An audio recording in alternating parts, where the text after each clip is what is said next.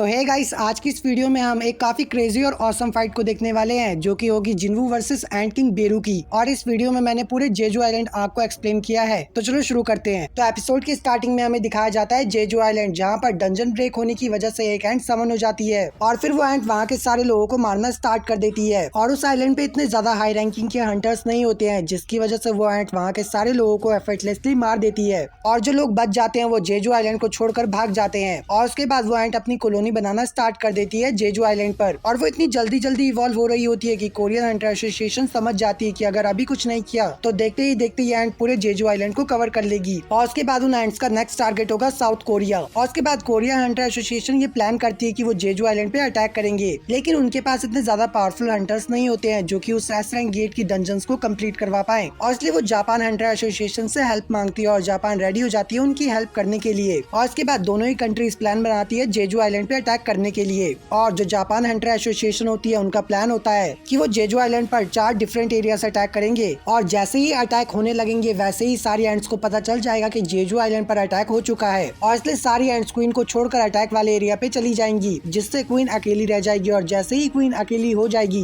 वैसे ही Korean hunters के सारे मेंबर्स जाकर क्वीन को मार देंगे। और जैसे ही क्वीन मर गई वैसे ही सारी एंट सोल्जर भी मर जाएंगे और एंट्स आपस में बात ना कर पाए, इसलिए वहाँ पे जैमिंग सिग्नल्स को रिलीज किया जाता है। और इसके बाद हमें जिन्वू को दिखाया जाता है जो कि अपने डेली टास्क को कंप्लीट कर रहा होता है। और जिन्वू इस रेड को ज्वाइन नहीं करता है क्योंकि उसे लगता है कि जब नेशनल लेवल और एस रैंक हंटर्स इस रेड को ज्वाइन कर रहे हैं तो इस रेड में मेरी कोई जरूरत नहीं है और वैसे भी वो लोग इसे संभाल ही लेंगे। और इसके बाद हमें कोरियन हंटर एसोसिएशन का ग्रुप दिखाया जाता है जो कि जेजू आइलैंड में एंटर हो चुके होते हैं। और इसके बाद हमें चोई जोंग इन को दिखाया जाता है जो कि कोरियन हंटर एसोसिएशन को लीड कर रहा होता है। और वो अपनी टीम से कहता है यहाँ पे एक स्पॉनिंग ग्राउंड है और अगर यहाँ पे स्पॉनिंग ग्राउंड है तो इसका मतलब क्वीन का चैम्बर आसपास ही होगा। और ये लोग क्वीन को देख ही रहे होते हैं, पर तभी चहाये की नजर पड़ती है एक बहुत बड़े एग पर और वो कहती है आखिर इस एग से निकला क्या होगा। और वो एग इतना ज्यादा बड़ा होता है कि उसके आगे सारे एग्स काफी ज्यादा छोटे लग रहे होते हैं। और तभी उनकी टीम का एक हीलर बोलता है इसे देख के तो ऐसा नहीं लगता है कि ये एक एंट का एग होगा और आखिर इस एग से निकला क्या होगा, कहीं वो एक रॉयल गार्ड तो नहीं। और इसके बाद हमें बाइक योन को दिखाया जाता है जो कि गिल्ड मास्टर होता है व्हाइट टाइगर गिल्ड का। और वो उस हीलर से कहता है हमारा गोल बस क्वीन को हराने का है, उसके अलावा हमें कुछ और सोचने की जरूरत नहीं है। और इसके बाद चोई क्वीन के चैम्बर के आसपास एक शील्ड बना देता है और वो बोलता है मैंने एक शील्ड बना दी और शील्ड की वजह से जितनी भी लो रैंक की एंट होंगी वो इसके अंदर एंटर नहीं कर पाएंगी। बट तभी वहाँ पे क्वीन के चैम्बर को गार्ड कर रहे होते हैं एंट सोल्जर वहाँ पे आ जाते हैं और उन पर अटैक करना स्टार्ट कर देते हैं, जिसे देखने के बाद वांग डुंगशु कहता है लगता है यही है क्वीन के रॉयल गार्ड। और एक रॉयल गार्ड एक एस रैंक हंटर के बराबर का है, लेकिन आखिर में 20 तो 20 ही होते हैं। और इसके बाद वो सब वहाँ के रॉयल गार्ड से लड़ना स्टार्ट कर देते हैं, लेकिन तभी चाहे को स्मेल आती है कि शायद आसपास क्वीन का चैम्बर है और क्वीन अपने गार्ड्स के साथ में है। और इसके बाद चोई जोंगिन अपने फायर मैजिक से ड्रैगन बनाता है और वो कहता है अगर आज मैंने खुद को रोक लिया तो मैं अपने आप को कभी माफ नहीं कर पाऊंगा और आज अपनी पावर को यूज करने का सबसे बढ़िया मौका है। और वो अटैक बनाकर क्वीन के पास जितने भी सोल्जर होते हैं उन पर फेंकना स्टार्ट कर देता है। और इसके बाद बाइक व्हाइट टाइगर में कन्वर्ट हो जाता है और क्वीन पे हमला करना स्टार्ट कर देता है। और उसके बाद हमें वांग डुंगशु को दिखाया जाता है जो कि कहता है मुझे क्वीन को अपने साथ इंगेज करके रखना होगा जिससे उसका सारा फोकस मुझ पर रहे जब तक उसके सारे गार्ड्स मर नहीं जाते हैं। और अगर साउथ कोरिया से कंप्लीट कर लेती है तो वो उन देशों में आ जाएगी जिन्होंने एस रैंक गेट को कंप्लीट कर लिया है। करंटली उन गेट्स को यूनाइटेड स्टेट, चाइना, रशिया और फ्रांस ने क्लियर किया है। और वांग डुंगशु क्वीन को उकसा रहा होता है उस पर अटैक करने के लिए और क्वीन को गुस्सा आता है और वो वांग डुंगशु पे अपना अटैक फेंकती है। और ये अटैक लिक्विड फॉर्म में होता है जिससे ये अटैक वांग डुंगशु और बाइक दोनों पे ही जाकर लगता है और वो दोनों बहुत ज्यादा कमजोर हो जाते हैं। पर उनका हीलर अपने स्पेल से उन दोनों को पहले जैसा कर देता है। और इसे देखकर एंट क्वीन समझ जाती है कि हीलर ही उनकी सबसे बड़ी ताकत है और वो हीलर पे अटैक करने लगती है, पर वांग डुंगशु उस अटैक को रोक देता है। और वो एंट क्वीन से कहता है मैं तुम्हें अपने हीलर पर अटैक करने नहीं दूंगा। और फिर हमें चोई जोंग इन को दिखाया जाता है और वो बोलता है सब पीछे हट जाओ, मैं इन पर अटैक करने वाला हूँ। और फिर वो एंट क्वीन और उसके रॉयल गार्ड्स पे अटैक करना स्टार्ट कर देता है अपने फायर स्पेल से। और इस अटैक को देखने के बाद बाइक कहता है कि लगता है कि यहाँ पे क्वीन का काम खत्म होने वाला है और मैं ये अपने एक्सपीरियंस से कह सकता हूँ और ऐसा लगता है कि वो मरने की कगार पे है, अब तो जीत हमारी ही होगी। और तभी एंट क्वीन काफी तेजी से चिल्लाती है और ये चिल्लाने की आवाज काफी ज्यादा पावरफुल होती है और इसे सारे हंटर फील कर पा रहे थे। और बाइक कहता है कि ये एक रोर है या फिर डेथ क्राई, कुछ तो गड़बड़ है, मुझे सही फील नहीं हो रहा है और ऐसा लग रहा है कि वो किसी को बुला रही है। और इसके बाद हमें सर्विलियंस टीम को दिखाया जाता है जिन्होंने अपने ड्रोन की हेल्प से जेजू आइलैंड पर नजर रखे हुए थे और वो गोडोरियोजी से कहते हैं कि एंट ने अपनी डायरेक्शन को चेंज करना स्टार्ट कर दिया है और अब वो सारी एंट्स टनल की तरफ जा रही है जहाँ पर एंट क्वीन है और जैमिंग सिग्नल भी काम नहीं कर रहे हैं, जिसे सुनने के बाद गोडो रियोजी भी कहता है ऐसा कैसे हो सकता है, यहाँ पर हो क्या रहा है। और इसके बाद हमें चाहे को दिखाया जाता है जो कि एंट के रॉयल गार्ड से फाइट कर रही होती है और वो अपनी टीम मेंबर से कहती है अब ये पूरा हो चुका है और अब हम पूरे वर्ल्ड में 7 टीम बन चुके हैं जिन्होंने एस रैंक गेट को क्लियर किया है। लेकिन बाइक कहता है रुको, यहाँ पर कुछ गड़बड़ है, जिसे सुनने के बाद चोई जोंग इन भी थोड़ा शॉक्ड हो जाता है क्योंकि उसने जो स्पेल लगाया था टनल पे वो टूट चुका था और तभी सभी लोगों को एक अलग ही ऑरा फील होता है और वो ऑरा किसी और का नहीं बल्कि होता है आंट किंग बेरू का और वो इन लोगों की तरफ आ रहा होता है। और इसे देखने के बाद बाइक भी ये कहता है ये कोई सेंस नहीं बना रहा है कि सिंगल बीस्ट इतनी सारी पावर को हैंडल कर सकता है और आंट किंग बेरू की प्रेजेंस इतनी ज्यादा होती है कि चाहे भी उसे हैंडल नहीं कर पा रही होती है क्योंकि उसकी नोज बहुत ज्यादा सेंसिटिव होती है और वो कहती है इसकी एनर्जी काफी ज्यादा डेंजरस है, मुझे विश्वास नहीं हो रहा है। और आंट किंग को देखने के बाद पूरी कोरियन हंटर टीम कहती है एक बीस्ट हमारे सामने आ चुका है और उसकी प्रेजेंस हम लोगों को सर से लेके पैर तक गूज़बम्प्स दे रही है। और दूसरी तरफ वांग डुनशु ये फील कर रहा होता है कि उसकी बॉडी जा चुकी है और वो सोच रहा होता है कि हम लोगों के पास ज्यादा टाइम नहीं है और वो कुछ और सोच पाता पर तभी एंट किंग उसके साइड में आ जाता है और वो समझ जाता है कि इस बीस्ट की स्पीड एक्स्ट्रा ऑर्डिनरी है। लेकिन एंट किंग उसे टच भी नहीं करता और वो सबसे पहले जाता है क्वीन के पास और ये देखकर सभी लोग और भी ज्यादा डर जाते हैं। पर तभी एंट किंग एक काफी तेज और भयंकर रोर करता है जिसे सुनने के बाद टीवी रिपोर्टर और वहाँ की पूरी टीम और भी ज्यादा डर जाती है और चाहे ये सब देख ही रही होती है पर तभी एंट किंग उसके पीछे आ जाता है और वो उसे देखती पर तभी एंट किंग एक काफी जोरदार पंच मारता है चाहे के पेट पर, जिससे चाहे काफी ज्यादा दूर जाकर गिरती है और उसके मुंह से ब्लड निकल जाता है। और ये देखने के बाद वांग डुनशु चाहे के लिए चिल्लाता है और वो कुछ और कर पाता तभी उसके सामने एंट किंग आ जाता है और वो उस पर अटैक करने वाला होता है और अपनी शील्ड बनाता है एंट किंग से बचने के लिए। लेकिन एंट किंग उस शील्ड को काफी इजीली तोड़ देता है और उसके हाथ को पिचका देता है, जिसके बाद वांग डुनशु अपने दूसरे हाथ से शॉट पकड़कर अटैक करने ही वाला होता है लेकिन एंट किंग उसके दूसरे हाथ को भी तोड़ देता है। बट इसके बाद बाइक अटैक करने के लिए जाता है एंट किंग पर लेकिन एंट किंग अपने एक ही हाथ से उसे हरा देता है और अपनी पूरी टीम को पिटता देख चोई जोंग इन भी अपने फायर अटैक से अटैक करता है एंट किंग पर बट एंट किंग उस पर अटैक कर देता है। और इसके बाद हमें लिम ताई ग्यू को दिखाया जाता है जो कि आर्चर होता है उनकी टीम का और वो एंट किंग पर हमला करने वाला होता है और वो कहता है यही मेरा चांस है और अगर मैंने इसे मिस कर दिया तो ये मौका मुझे दोबारा नहीं मिलेगा और वो अटैक कर देता है एंट किंग पर और ये अटैक एंट किंग पे लगने ही वाला होता है लेकिन एंट किंग उस अटैक को पकड़ लेता है और उसे अपने हाथों से तोड़ देता है। और इसे देखने के बाद लिम ताई ग्यू कहता है इसने मेरे अटैक को ब्लॉक कर दिया है और वो कुछ और सोच पाता उससे पहले ही एंट किंग उसे काफी तेज पंच मारता है और तभी वहाँ पे वांग डुनशु भी आ जाता है और वो एंट किंग को एक जोरदार धक्का मारता है और वांग डुनशु एंट किंग से कहता है तुमने भले ही मेरे आर्म्स को कट कर दिया है लेकिन हमारे पास ब्योंग यू है जो कि हमारा सबसे बेस्ट हीलर है और जब तक हमारे पास वो है मैं हार नहीं सकता। और इसके बाद हमें उनकी टीम का हीलर दिखाया जाता है जो कि डिस्गाइज यूज कर रहा होता है जो कि एक सेल्फ डिफेंस स्किल होती है बिल्कुल कामोफ्लेज की तरह जिसे जिन्वू भी यूज करता है। बट इस स्किल में तुम्हें एक ही जगह पे खड़े रहना होगा और अगर तुम जरा सा भी हिले तो ये स्किल काम नहीं करेगी। लेकिन कामोफ्लेज में ऐसा नहीं होता है और कामोफ्लेज इसका ही अपग्रेडेशन है। और इसके बाद वांग डुनशु एंट किंग पे अटैक करने ही वाला होता है लेकिन एंट किंग उसे अपने पैरों से पकड़ लेता है और फिर वो अपने हाथों से पकड़कर वांग डुनशु को जमीन पर बार बार पटक रहा होता है। और इसे देखने के बाद उनका हीलर बहुत ही ज्यादा हैरान हो जाता है क्योंकि एंट किंग ने उसे डिस्गाइज होने के बावजूद भी देख लिया था और वो सोच रहा होता है मैंने अपनी डिस्गाइज स्किल यूज कर रखी है, इसके बावजूद भी इसने मुझे कैसे देख लिया। और एंट किंग अपनी भयंकर आंखों से हीलर को देख रहा होता है और बाइक कहता है ब्योंगू यहाँ से जल्दी से भाग जाओ और वो भाग पाता उससे पहले ही एंट किंग अपने हाथों को उसके चेस्ट के आर पार कर देता है, मतलब डोनट बना देता है उसका और बाइक उसका नाम बुलाता है और ब्योंगू कहता है भाग जाओ और वो कुछ और बोल पाता उससे पहले एंट किंग उसका सर खा जाता है और इसे पूरी टीम देख रही होती है और वो सब बहुत ज्यादा डर जाते हैं। बट बाइक को बहुत ज्यादा गुस्सा आ रहा होता है और इसलिए वो एंट किंग पर हमला करने के लिए आगे बढ़ता है लेकिन एंट किंग उसे अपने एक ही हाथ से पकड़ लेता है और बाइक अपनी नॉर्मल फॉर्म में आ जाता है और एंट किंग ब्योंग यू की आवाज में कहता है यू नो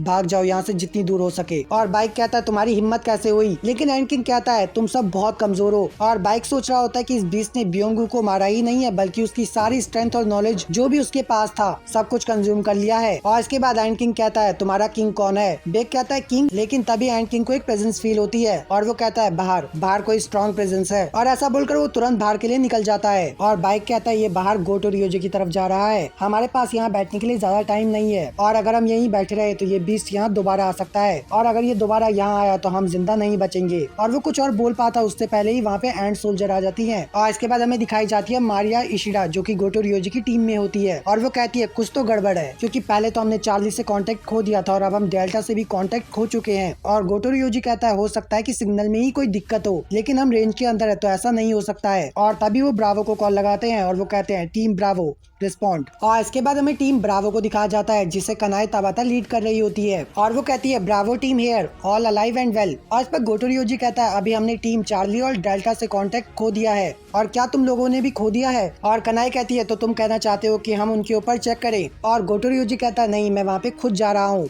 और जो काम तुम लोगों को मिला है पहले उसे खत्म करो। और वो कॉल कट कर देता है, लेकिन तभी उसके पास एक और कॉल आता है और उसे लगता है कि कनाई ने उसे कॉल बैक किया है, और इसलिए वो कहता है क्या तुम कुछ रिपोर्ट करना भूल गई थी? और इसके बाद हमें एक आवाज सुनाई देती है और वो कहता है गोटो, ये मैं हूँ। और गोटो कहता है हेलो मिस्टर मात्सुमोटो, और वो आगे कुछ बोल पाता पर तभी वो देखता है उसके सामने टीम चार्ली की लाश पड़ी हुई है। और कॉल पे मात्सुमोटो पूछ रहे होते हैं कि वहाँ पे क्या हो रहा है, बट गोटो कुछ भी जवाब नहीं दे पाता है और उसकी टीम ये देखकर बहुत ज्यादा हैरान हो जाती है। और इसके बाद मात्सुमोटो पूछते हैं क्या कुछ हुआ है? इस पर गोटो कहता है हमारे कुछ हंटर्स मारे जा चुके हैं। और मात्सुमोटो कहता है लगता है हमने अननेसेसरी लॉसेस को फेस किया है और हमने सही से चूज भी नहीं करा था म्यूटेंट एंड से लड़ने के लिए। और गोटोरियोजी कहता है हाँ सर, आपने बिल्कुल सही कहा, बट आपको चिंता करने की कोई जरूरत नहीं है। और इसका मतलब ये हंटर्स काफी ज्यादा कमजोर थे। और इस पर मात्सुमोटो कहते हैं जब तक हमारे पास तुम हो हमें चिंता करने की कोई जरूरत नहीं है। और गोटोरियोजी कहता है कुछ टाइम पहले जैमिंग सिग्नल्स में कोई दिक्कत आ गई थी, लेकिन अभी ऐसा लगता है कि सब चीजें वापस से नॉर्मल हो चुकी हैं, पर सारी एंड्स क्वीन की लोकेशन पे जा रही हैं और मुझे लगता है कि कुछ तो गड़बड़ जरूर हुई होगी। और इस पर मात्सुमोटो कहता है तुम्हें क्या लगता है कि साउथ कोरियन टीम वहाँ से जिंदा बच के वापस आ पाएगी और उनके सर्वाइवल चांस कितने हैं? और गोटोरियोजी रियलाइज करता है कि इस टीम में तो संग जिन्वू है ही नहीं,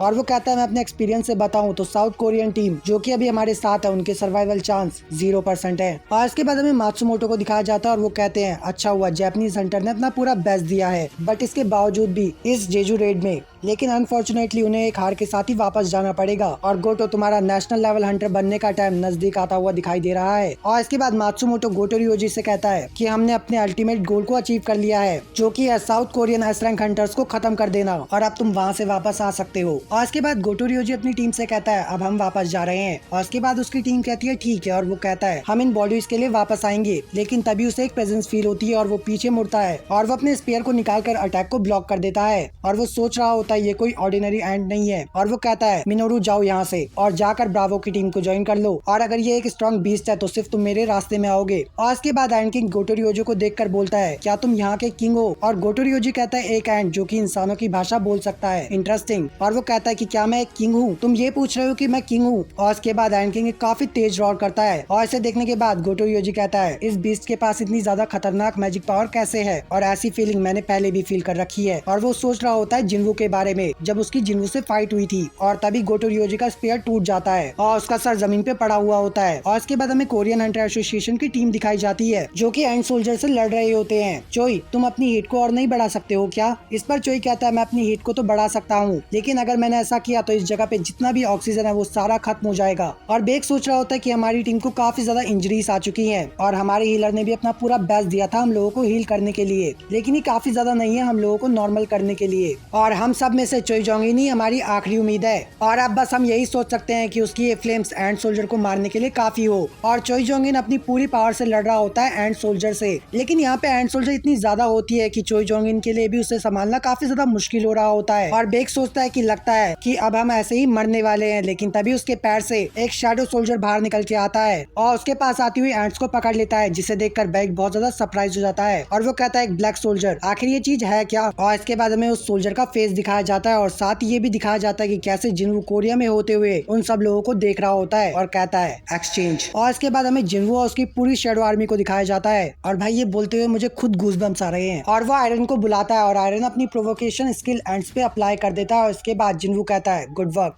और फिर वो उन एंड सोल्जर पे हमला करने के लिए निकल जाता है, वो भी डीमन किंग के ड्रैगर के साथ जो कि उसने डीमन किंग को हराने के बाद ऑब्टेन किए थे। और वो इन ड्रैगर से काफी इजीली एंड सोल्जर को मार पा रहा होता है। और वांगडुंगशु कहता है आखिर ये चल क्या रहा है और ये जो बंदा लड़ रहा है वो है कौन? और बाइक कहता है कोचमा, लगता है कि अब हम सही हाथों में हैं, सब कुछ पहले जैसा ठीक हो जाएगा। और तभी एक एंड सोल्जर जिन्वू पे अटैक करने आ रही होती है, लेकिन तभी इग्रिस उस एंड का सर पकड़ लेता है और जमीन पर पटक देता है और आसपास जितने भी एंड सोल्जर होते हैं उन सबको अपनी शॉट से काट देता है। और इसके बाद हमें जिन्वू की आर्मी दिखाई जाती है और फिर हमें दिखाया जाता है जिन्वू को, और वो कहता है कि लगता है इस फाइट को खत्म करने का टाइम आ चुका है। और वो कहता है अराइज, जिससे वहाँ पे जितनी भी एंड सोल्जर मरी हुई होती है वो जिन्वू की शैडो आर्मी में समन ऑन हो जाती है और दूसरी एंड्स को मारना स्टार्ट कर देती है। और इसके बाद जिन्वू सारी टीम से कहता है प्लीज यहाँ पे इकट्ठा हो जाओ और जो ड्रिंक मैं दे रहा हूँ उसे पी लेना। और जैसे ही वो लोग उस ड्रिंक को पीते हैं उनकी सारी इंजरीज पूरी तरह से सही हो जाती है। यानी कि जिन्वू ने एक तरीके से उन्हें एक पोशन दिया था जो कि उनकी इंजरीज को हील कर पाए। और तभी वहाँ पे आता है एंड किंग और वो कहता है तुम्हारा किंग बाहर नहीं था। और एंड किंग को देखने के बाद बेक बहुत ज्यादा हैरान हो जाता है और वो कहता है ये क्रिएचर यहाँ पे आ चुका है, कहीं इसका मतलब ये तो नहीं है कि गोटो रियोजी इस क्रिएचर से हार चुका है। और तभी जिन्वू कहता है कोच माँ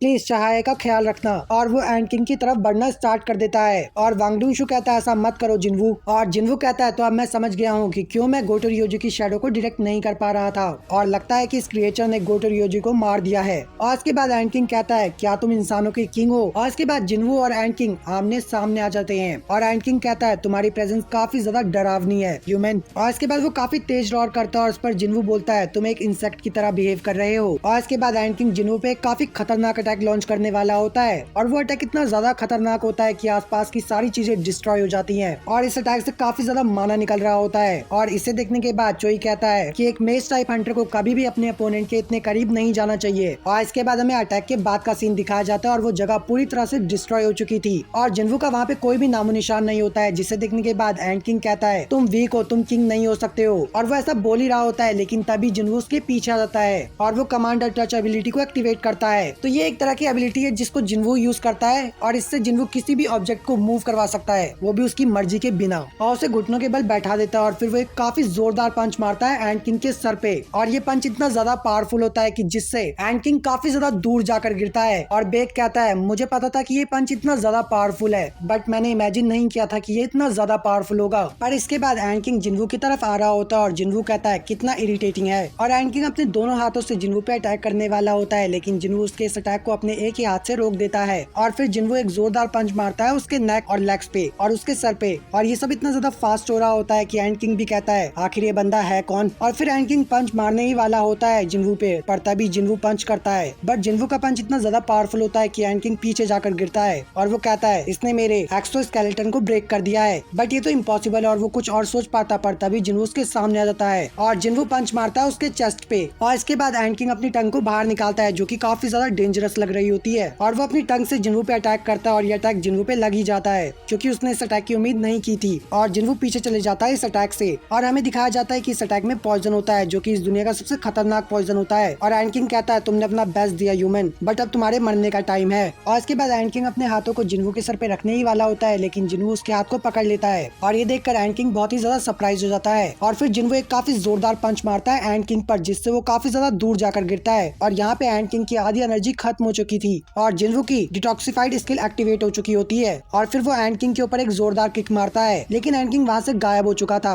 और इसे देखने के बाद बाइक और चोई भी कहते हैं आखिर वो गया कहाँ, वो तो गायब हो चुका है। और इसके बाद एंड किंग जिन्वू के ऊपर आ चुका होता है और वो कहता है ये मेरे पॉइजन से इम्यून हो चुका है और इसको ओवर पावर करना सिर्फ मेरा टाइम वेस्ट होगा। और अगर इसकी स्ट्रेंथ ही सबसे ज्यादा स्ट्रॉन्ग चीज है इस बैटल में तो इस फाइट में इससे हेड ऑन फाइट करने का कोई मतलब नहीं है। और वैसे भी मेरी असली स्ट्रेंथ मेरी स्पीड पे लाई करती है और मैं अपनी बॉडी को छोटा कर लूंगा जिससे मेरी स्पीड और भी ज्यादा बढ़ जाएगी। और अब खेलने का टाइम खत्म हो चुका है ह्यूमन। और जिन्वू भी रेडी हो जाता है एंड किंग से फाइट करने के लिए और एंड किंग अपने क्लॉ से जिन्वू पे अटैक कर देता है लेकिन जिन्वू इस अटैक को डॉज कर लेता है और एंड किंग कहता है इसने मेरे अटैक को डॉज कर लिया है पर कैसे। और तभी जिन्वू उसके पीछे आ जाता है और वो अपने ड्रैगन से अटैक करना स्टार्ट कर देता है लेकिन एंड किंग जिन्वू को पीछे की तरफ डॉज करता है और इससे जिन्वू पीछे चले जाता है पर वो दोबारा से एंड किंग पे अटैक करने के लिए आ जाता है। और जिन्वू कहता है ये एंड किंग बिल्कुल डीमन किंग की तरह स्ट्रॉन्ग है या फिर उससे भी ज्यादा स्ट्रॉन्ग है पर डीमन किंग को हराने के बाद मैं लेवल अप कर चुका हूँ और ऊपर से मेरे पास सबसे पावरफुल वेपन है और ऑलरेडी मैंने उसके एक्सोस्केलेटन पे भी काफी खतरनाक डैमेज दे चुका है। और वो एंड किंग पे अटैक करना स्टार्ट कर देता है और वो कहता है अब मेरी बारी। और फिर वो अपनी क्रिटिकल अटैक की स्किल को एक्टिवेट कर देता है और तभी उसके पास एक नोटिफिकेशन आता है कि क्रिटिकल अटैक अब अपग्रेड होके मल्टीलेट बन चुका है और उससे समझ नहीं आता है कि ये स्किल कैसे काम करती होगी। और वो ऐसा सोच ही रहा होता है लेकिन एंड किंग बच के भागने लगता है और जिन्वू कहता है तुम्हें क्या लगता है तुम जा कहाँ रहे हो। और तभी जिन्वू मल्टीलेट अटैक का यूज कर देता है जिससे एंड किंग पे काफी बड़े बड़े स्लैश लगते हैं। और एंड किंग कहता है क्या सच में मैं इस ह्यूमन को हरा नहीं सकता। और एंड किंग एक काफी ज्यादा तेज रॉर करता है जिससे वहाँ पे काफी सारी एंड सोल्जर्स आ जाती हैं और जिन्वू एक स्माइल करता है जिससे देखकर एंड किंग काफी ज्यादा डर जाता है और जिन्वू अपनी शैडो आर्मी से कहता है गो। और जिन्वू की पूरी शैडो आर्मी उन एंड से लड़ने लग जाती है और इसके बाद जिन्वू कहता है कम फोर्थ। और तभी वहाँ पे आ जाता है टस्क और जिन्वू कहता है अगर तुमने किसी भी एंट सोल्जर को छोड़ के किसी और ह्यूमन पे अटैक किया मैं तुम्हें दोबारा समन नहीं करूंगा। और इसके बाद टैंक अपनी हाई ऑफ जायंट्स को एक्टिवेट कर देता है जिससे वो काफी बड़ा हो जाता है साइज में और फिर वो एक काफी पावरफुल फायर अटैक कर देता है और ये अटैक इतना ज्यादा पावरफुल होता है जिससे वो टनल को आर पार करके निकल जाता है। और कोरियन टीम कह रही होती है क्या जिन्वू ने सच में इसे समन किया है और इसे देखकर ऐसा लगता है कि खुद डेविल ने हमारी पृथ्वी पर कदम रख दिया है। और अपनी पूरी आर्मी को मरता देख एंट किंग कहता है जब से मैं पैदा हुआ था तब से मैं ही सबसे ज्यादा स्ट्रॉन्गेस्ट था, मेरा गोल ही लोगों को खत्म करना था और मैं अपनी फूड चेन पे टॉप पे था क्योंकि मेरी पावर्स की कोई भी लिमिट नहीं थी क्योंकि मैं किंग था। पर एक किंग होने के बावजूद भी मैं एक ह्यूमन से कैसे हार सकता हूँ। और जिन्वू को देखने के बाद एंट किंग सोचता है मुझे यहाँ से भाग जाना चाहिए अगर मुझे बचना है तो, और वो अपने हीलिंग स्पेल को कास्ट कर देता है। और जिन्वू सोच रहा होता है कि क्या इसने ब्योंग-ग्यू की हीलिंग एबिलिटी का यूज किया है। और जिन्वू कहता है ये मेरा फर्स्ट टाइम है कि मैं किसी ऐसे बीस्ट को देख रहा हूँ जो कि अपने ओपोनेंट की स्किल को कंज्यूम कर सकता है। और एंट किंग वहाँ से भागने ही वाला होता है लेकिन तभी जिन्वू कमांडर टच एबिलिटी को एक्टिवेट कर देता है और उसे जमीन पर पटक देता है। और एंट किंग भागने का ट्राई करता है लेकिन तभी जिन्वू मल्टी रेड अटैक का यूज कर देता है और ये अटैक इतना ज्यादा पावरफुल होता है कि जिससे एंट किंग मर जाता है। तो यही था आज की इस वीडियो में। तो मिलते हैं किसी और न्यू वीडियो के साथ और किसी न्यू टॉपिक के साथ, तब तक के लिए सायोनारा।